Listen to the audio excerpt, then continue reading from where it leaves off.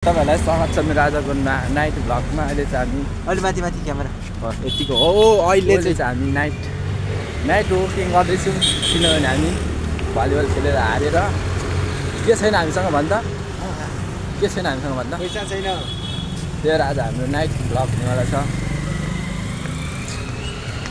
अहिले हामी बाटोमा जाँदैछौँ होइन। अब गाडी भाडा नभएर यसरी हिँड्नु परेको, भाडा नभएपछि यस्तै हिँड्नुपर्छ। बाटोमा माग्ने कुरा नि भएन। अब बाटोमा मागे पनि हामी जस्तोलाई कसैले दिँदैन, त्यही भएर हामी एकदम मेहनतका साथ अगाडि बढ्नुपर्ने हुन्छ र हारिहाल्यो। अब के भन्छ, अबदेखि भलिबल नखाल्यो भने हामीले बाचा गरिसकेको छौँ र आज कति घन्टा हिँड्नु पर्ने हो त्यो चाहिँ हामीलाई मात्रै थाहा हुन्छ। अब के गर्नु, गाडी त यस्तो छैन हामीसँग, डो छैन। त्यही भएर हामी लुकुर जाँदैछौँ अगाडि बढेर। के गर्नु अब अझै भलिबल नखाल्नु साँच्ची होइन त, साँच्ची भिडियो प्र्याक्टिस बनाउनु पर्फर्मेन्स चाहिन्छ, तर ममा त्यस्तो छैन। त्यही भएर मलाई खासै बोल्नु त आउँदैन, त्यही पनि अलिअलि। तर आजदेखि म भलिबल जिन्दगीमा खेल्ने छैन भनेर म बाचा गरिसकेको छु। देखिरहेको छ अब यस्तो गर भनेको गरेर यस्तो घरि यस्तो नि गर्छ। अनि गऱ्यो भने यस्तो गर्नुपर्ने, यस्तो गर्दा यस्तो देखिन्छ। कस्तो याद नसिकाल मलाई है त, भलिबलको झोकमा तल क्लास गाडी आइसक्यो, हाम्रै फाइनली भाडा छ। हामीले ढाँटेको हो, हिँड्दै जाऊँ आज। हाम्रो गाडी चाहिँ छ यहाँ, तर जानु जाँदैन, त्यसमा भर पर्छ। अङ्कल जान्छ अरे। अब हामी जानुपर्ने हुन्छ ट्याक्क लगाएर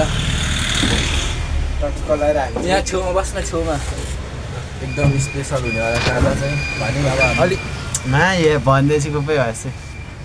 अलिकति गएर न टाढो अब चाहिँ हामी जान्छौँ।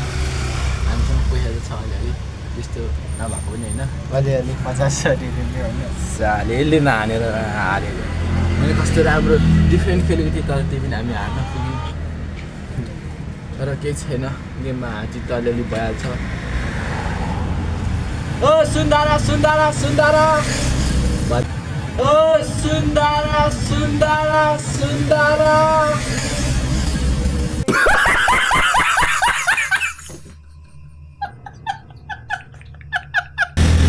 भलिबल भन्ने चिज चाहिँ नेपालमा खेल्नु खासै राम्रो कुरा होइन।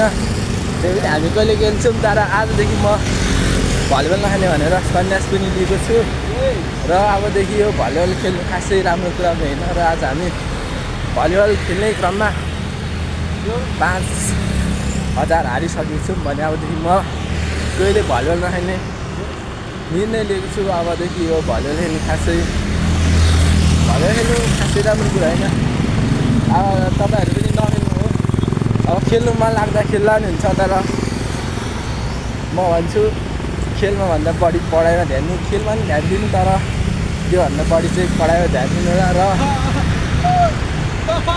यो भलिबल खेल्नु खासै राम्रो कुरा होइन, यसले हाम्रो सबै बर्बाद गर्ने काम मात्रै गर्छ। र आज हामी यहाँ हारेर यसरी बाटोमा हिँड्दै आउनु परेको छ।